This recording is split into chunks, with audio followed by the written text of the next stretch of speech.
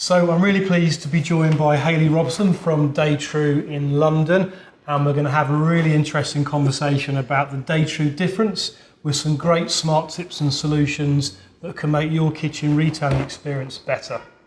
So Hayley, we're showrooms in Chelsea and Wimbledon Village and Maida Vale. What does London represent to you? I mean, I worked and lived in London for 10 years after I graduated, so London is home to me. When I met my husband, we moved to Leicester, and then when we decided to open Day True, we came back to London, which for me was like coming home. But you know, from a business perspective, property values has an impact, with what we kind of do, and design, in terms of in London is really relative, but really London's like lots of little villages. Yes. So, we started in Maida Vale, we live in Maida Vale. For us, becoming part of the community was really important. Okay. And for us, it was a bit of a corner shop mentality. So although it's in London and it's a big city. So more opportunity fundamentally, but the design aspect comes through stronger. Yeah, because we were in Leicester, and we had the same design principles and theory of how we do business, but the property value does have an impact on how much people are going to spend on their interiors. Investment and return. Which makes sense, So, London, weirdly, is, much smaller properties, but people tend to... You have to make better use of the space. Absolutely. Which is more of a challenge, but that's a good thing. Okay, good. So how and why did you get into the kitchen industry, and what advice can you offer someone who wants to get into this environment? For me, I was just naturally creative. It's what I studied. Okay. I went to university and did a design degree. So, and at the time, quite a long time ago, people were saying you need to specialise in something, whether it was furniture or interiors or products. But I did a course that was called 3-dimensional multidisciplinary design, which is a bit of a mouthful. Yeah. But actually, and at the time, I was thinking, I'm not being too specific enough in what I'm doing. But actually, it involved product and it involved interiors and architecture and furniture. So actually, it gave you a much broader spectrum, in terms of your projects of spatial awareness, materials, which actually, by the time I'd finished, meant you were much more employable because you had a wider option of where you could go. And I started off doing kitchens. So my first job was as a kitchen design support, which for me was great because it was products, interiors, materials. What was the catalyst that made you decide to go into kitchens straight away? At the time I was applying for lots of jobs. Okay. I used to love interiors and, going into other showrooms and things and, walking around spaces. So it was an opportunity that arose, and I remember at the time coming up to London to go for my interview and walking into this space, and it was a big showroom and there was lots of examples of things, and I just hadn't seen anything like it. So for me, that was really interesting and real because you're dealing with people's homes. Okay, so if somebody was looking to get into kitchen or bathroom design and they just left education with perhaps a dimensional degree or a qualification of some description on interior design, what advice could you offer on where to start?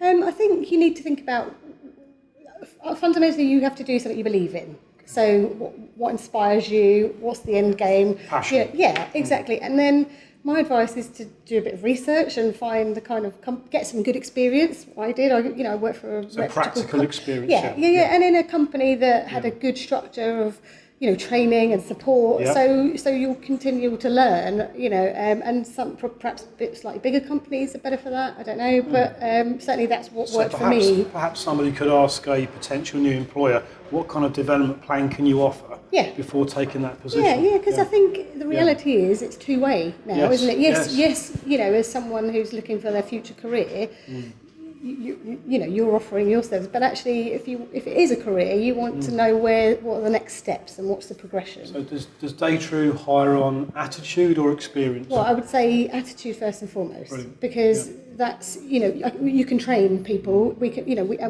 I believe if someone's naturally creative, which is what we do, that they're born with that. I can't teach them that. I can teach them how to use it and skills to develop it and hone it, but I can't teach them attitude. And that's a real fundamental thing for us because if we're dealing with people, and if they have the right attitude, then everything else they can learn. Hayley, I absolutely love your website. So We Design Better Lives is an amazing strapline. So tell me, when the customer comes in the showroom, what's different about the Day True experience? I think first and foremost, we design homes. So our approach is really important. We like to be very approachable. You know, I've been into showrooms where I walk in the door and I'm scared to say, you know, and someone doesn't even acknowledge me. And for us, it's a totally different approach. It's, you know, it's about people, and so we have to make them feel really, we have to make them feel really welcome the second they walk in, like they would be if they were walking into someone's home. Right. And then it's really about listening and understanding, and you know, everybody is different. So we're not trying to sell them what we want to sell them. We're trying to understand how we can help them to, you know, live a better life. So needs and frustrations first. Yes, and then absolutely. And solutions. And everyone's different. So it's really understanding who they are, how they live, how they might want to live, what the frustrations are with what they have now, and how can we then improve that to make Is there anything specific that you offer that perhaps your local competition don't offer? I mean, we do complete interiors, and you know, I mean, building works and so forth. Well, kitchens and bathrooms is the core of it, because they are what we always like to say are the sort of core elements of a home. But a kitchen is not just a separate room in a house. It is flooring, lighting, furniture, living, dining, home office. You know, so the approach of looking at the whole space first is where we start. It's not just about can we sell you a kitchen or a bathroom. It's what's the right design in terms of spatial planning for the room, because that's going to improve your life.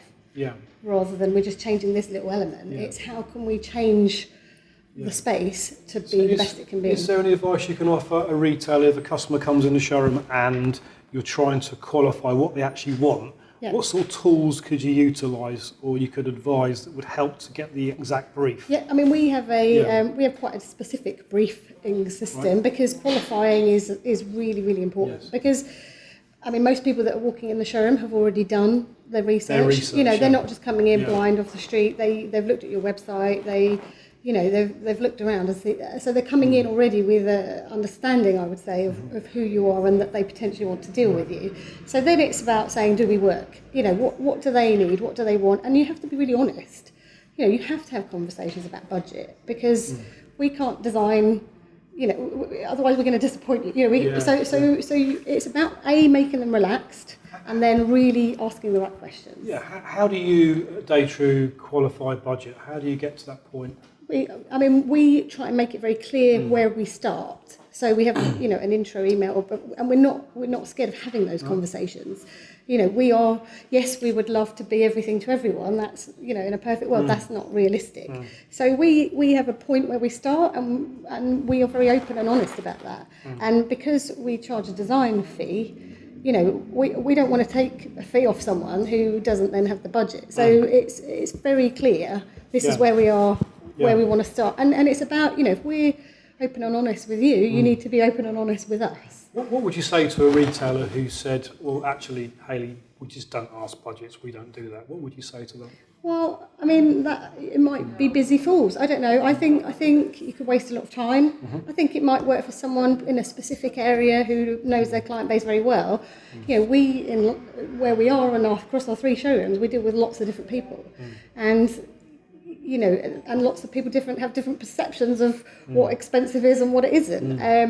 So it's really understanding who they are, what they realistically want to spend, and what can we do for them. Do budgets tend to go north or south? It very rarely goes south, but our job is to give them a solution to their budget. Yeah.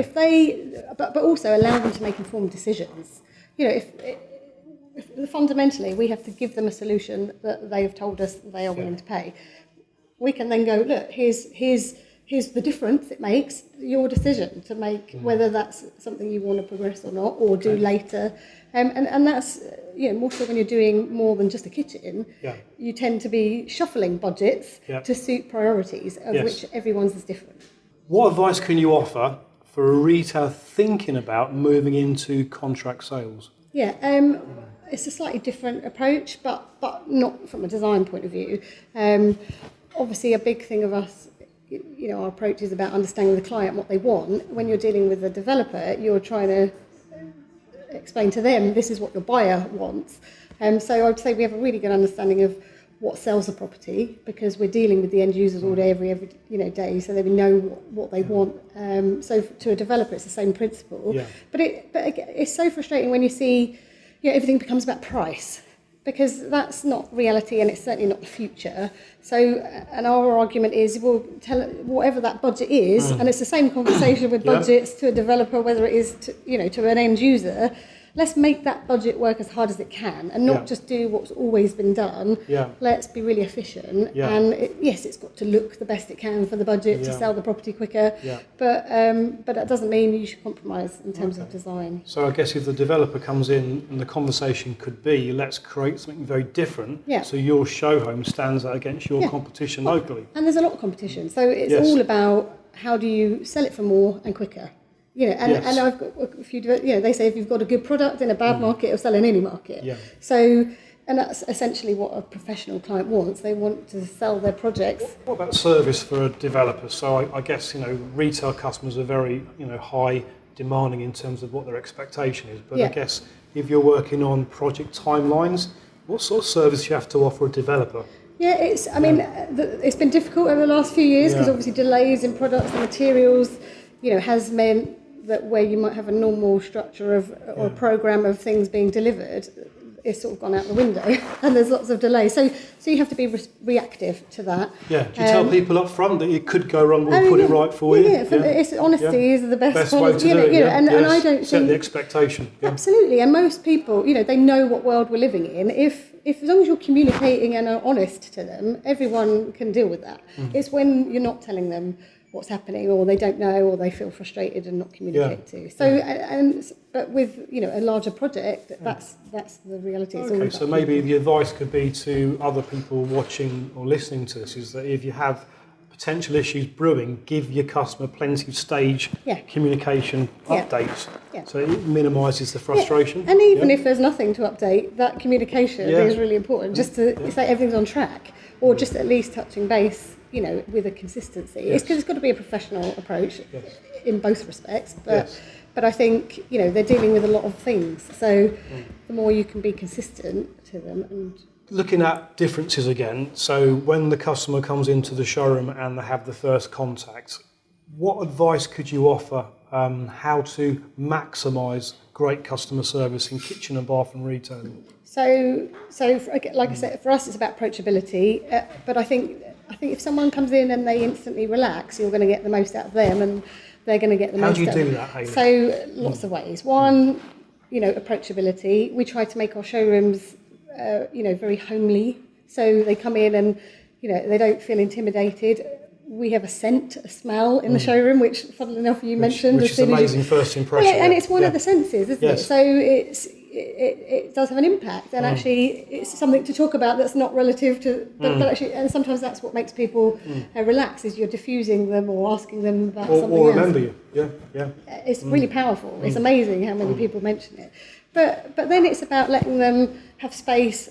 We're not a pushy sales environment. Right. Do you tell people that you're designers and you're offering information, you're not going to be hard sold? We're not hard sell. And do you tell people up front that? I think they can sense it naturally. And for me, we are dealing with homes and people's homes, and you've got to give them space to come in and look around. And I think all our displays work. So we're like, come in, open everything, play with it, come and cook your breakfast if you want. It's a sort of try before you buy. It's that experience again. I think people relax in that sense as well, because they do feel like they can touch things and play with things, and open things. Whereas sometimes, it's been a lot of shows like a show home. You can't touch it, or you're scared to touch it, or you turn on the tap, it doesn't work, which doesn't really feel real. So the more real you can make it, I think the more they do relax. Is there anything specific you could advise on that could improve a retailer's service proposition? In your experience, let's say a customer, you're shopping yourself and you go into a showroom. Well, approachability. I mean, people work on? People buy from people, and I've been in places, and if you don't even acknowledge people, you instantly sort of feel like not important. Have you got any advice on that? Because in my experience, when people are looking around a showroom and they get approached, and very often people say, well, can I help you? And they say, no, I'm just looking. They fold their arms. So how would you approach that? Well, I think our approach is come in, have a look around. If you need me, I'm here. Right. And generally, people, you'll know if they're interested because they will reference something or they've seen something. From our experience, especially in our Wimbledon showroom, because it's 4 floors, we're like, come in, have a wander around, and they come down and they're so engaged because they've seen so many things. They want to talk to you, which is a much better way, rather than us jumping on them. It's like you go and do what you need to do, and actually you give them that space. And your advice is to initially acknowledge, but leave them to have a look around first, and then say, I'm here to help you whenever you want the help. Yeah. Like I say, because most people are coming in already of checking you out, so you just got to give them that space. Okay.